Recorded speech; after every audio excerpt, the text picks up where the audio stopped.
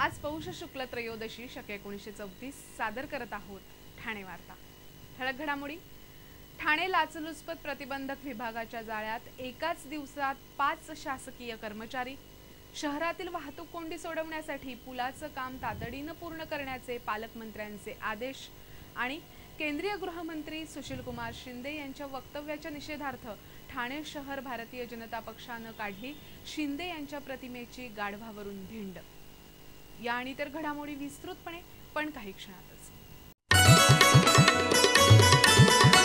ठाणे लाचलुचपत प्रतिबंधक विभागानं एकाच दिवशी तब्बल 5 शासकीय कर्मचाऱ्यांसह 6 जणांना लाच स्वीकारताना रंगेहात अटक केली आहे। यामध्ये ठाणे महापालिकेचे प्रभाग अधिकारी, नौपाडा पोलीस ठाण्यातील पोलीस उपनिरीक्षक, 2 पोलीस शिपाई, 1 महसूल विभागाची भूमापक महिला अधिकारी आणि तिचा खासगी नोकर असे 6 जण लाचलुचपत प्रतिबंधक विभागाच्या जाळ्यात अडकले आहेत।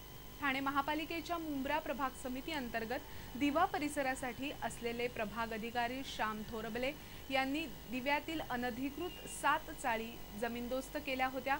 उर्वरित बांधकामावर कारवाई न करण्यासाठी 1 लाख रुपयांची लाच स्वीकारताना त्यांना आणि अतिक्रमण विभागात कार्यरत असलेले पोलीस नाईक राजेश मोहिते आणि ऋषिकेश भालेराव यांना प्रत्येकी 50,000ची लाच स्वीकारताना मुंब्रा प्रभाग कार्यालयात रंगेहात अटक करण्यात आली।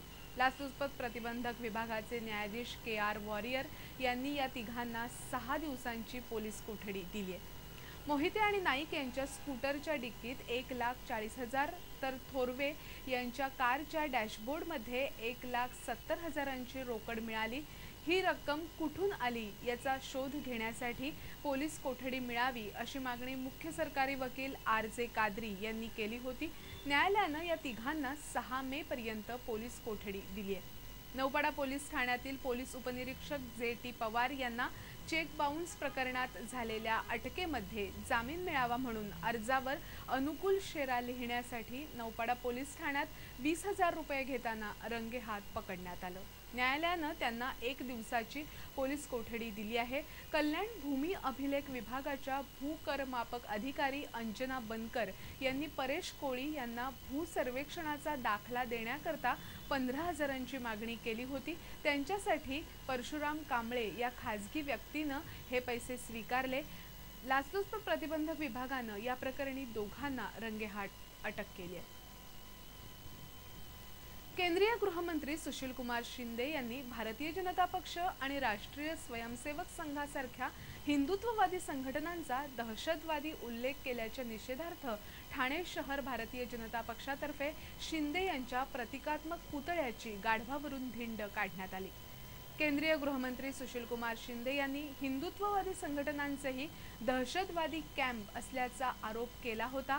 त्यावर भारतीय जनता पक्षानं माफी मागण्याची मागणी केली होती।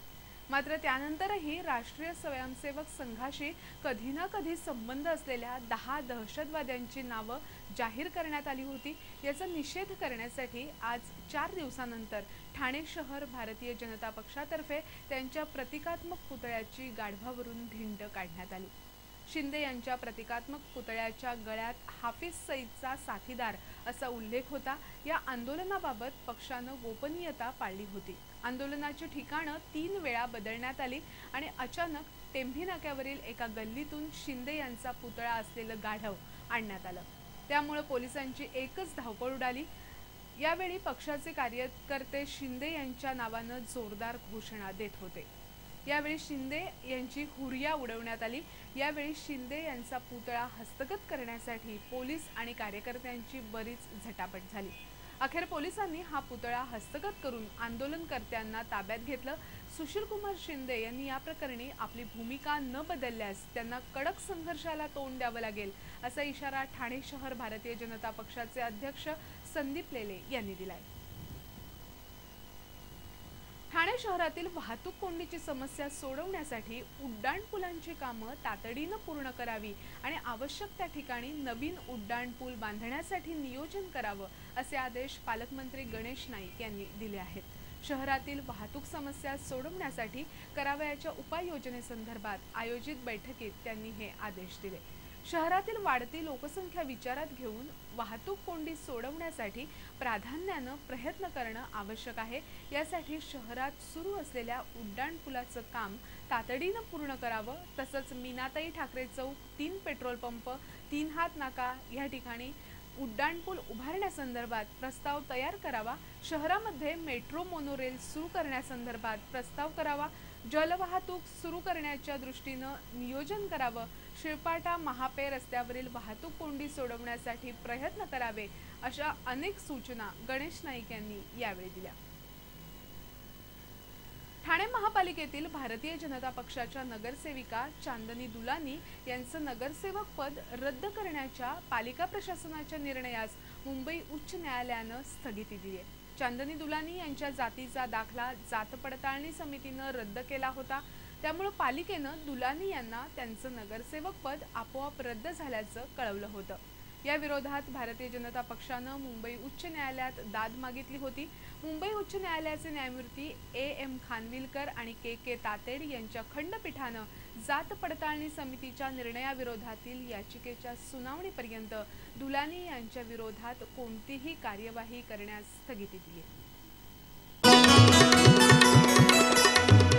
रोटरी क्लब ऑफ ठाणे तर्फे होरायझन 2013 या उपक्रमाचं आयोजन करण्यात आलं होतं।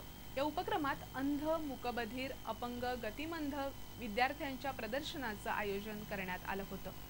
ठाणे आणि मुंबईमधील विविध 30 शाळांतील सुमारे 200हून अधिक विद्यार्थ्यांनी सादर केलेले प्रकल्प या प्रदर्शनात मांडण्यात आले होते। या विशेष मुलांनी रेखाटलेली चित्र, भरतकाम, मातीच्या वस्तू अशा विविध प्रकल्पांचं प्रदर्शन आयोजित करण्यात आलं होतं। यावेळी सहभागी झालेल्या सर्व विद्यार्थ्यांना प्रमाणपत्र तसंच भेटवस्तू देण्यात आल्या। रोटरी क्लब तर्फे गेली 19 वर्ष या उपक्रमाचं आयोजन केलं जातंय। प्रजासत्ताक दिनाच्या निमित्तानं होणारी राष्ट्रध्वजाची विटंबना थांबवून राष्ट्रप्रेम जागवावं असं आवाहन हिंदू जनजागृती समितीनं केलंय। 26 जानेवारी आणि 15 ऑगस्ट या दिवशी प्लास्टिक आणि कागदी राष्ट्रध्वज मोठ्या अभिमानाने मिरवले जातात, पण दुसऱ्या दिवशी हे राष्ट्रध्वज रस्त्यावर गटारात फाटलेल्या अवस्थेत आढळतात। यासाठी राष्ट्रध्वजाची विटंबना थांबवून राष्ट्रप्रेम जागवावं असं आवाहन हिंदू जनजागृती समितीच्या अजय संभूस यांनी आज केलं। हिंदू जनजागृती समितीच्या वतीनं यासाठी जनजागृती केली जाते। समितीच्या वतीनं राष्ट्रध्वजाचा अवमान रोखण्यासाठी मुंबई उच्च न्यायालयात एक जनहित याचिकाही दाखल करण्यात आली आहे। ठाणे जिल्ह्यामध्ये ठाणे शहरातील 5, डोंबिवलीतील 4 शाळांमध्ये प्रश्नमंजुषेद्वारे जनजागृती केली जाते, तर जिल्ह्यातील विविध 22 पोलीस ठाण्यांना राष्ट्रध्वजाचा अपमान रोखण्यासाठी निवेदन देण्यात आल्याचं संभूस यांनी सांगितलं। विद्यार्थ्यांमध्ये राष्ट्राभिमान जागृत व्हावा आणि क्रांतिकारकांच्या कार्याची माहिती व्हावी या उद्देशानं ठाणे, डोंबिवली, भिवंडी, टिटवाळा अशा विविध ठिकाणी क्रांतिकारकांची माहिती देणारं प्रदर्शन आयोजित करण्यात आल्याचं संभूस यांनी सांगितलं। मतदानाचा हक्क बजावण्यासाठी मतदार यादीमध्ये आपल्या नावाचा समावेश असणं आवश्यक असून यासाठी मतदार यादीत नाव नोंदवण्यासाठी प्रत्येक मतदारांनी पुढाकार घ्यावा असं आवाहन जिल्हाधिकारी पी. वेलरासू यांनी आज केलं। ठाण्यामध्ये आज राष्ट्रीय मतदार दिन साजरा करण्यात आला। या निमित्तानं आयोजित कार्यक्रमात बोलताना त्यांनी हे आवाहन केलं। यावेळी त्यांच्या हस्ते नवीन मतदारांना छायाचित्रासहित ओळखपत्रांचं वाटप करण्यात आलं। आपल्या नावाचा समावेश मतदार यादीत व्हावा यासाठी प्रत्येक मतदारानं पुढाकार घ्यावा। मतदार यादीत नाव समाविष्ट होण्यासाठी महाविद्यालय तसंच मतदारांमध्ये जनजागृती करणं आवश्यक असल्याचं वेलरासू यांनी यावेळी सांगितलं। नवीन मतदारांच्या जनजागृतीसाठी शालेय महाविद्यालयीन विद्यार्थ्यांनी सादर केलेल्या पथनाट्याचं जिल्हाधिकाऱ्यांनी यावेळी कौतुक केलं। महाविद्यालयीन विद्यार्थ्यांमध्ये नव्यानं मतदार यादीमध्ये नाव नोंदवण्यासाठी आणि प्रचार करण्यासाठी महाविद्यालयांनी पुढाकार घ्यावा असं आवाहनही जिल्हाधिकाऱ्यांनी केलं। यावेळी उपस्थितांनी मतदारांसाठी असलेल्या प्रतिज्ञेचं सामूहिक वाचन केलं। यावेळी राष्ट्रीय मतदार दिवस कार्यक्रमांतर्गत आयोजित करण्यात आलेल्या निबंध स्पर्धेत सहभागी असलेल्या विद्यार्थ्यांना प्रशस्तीपत्रकं देण्यात आली।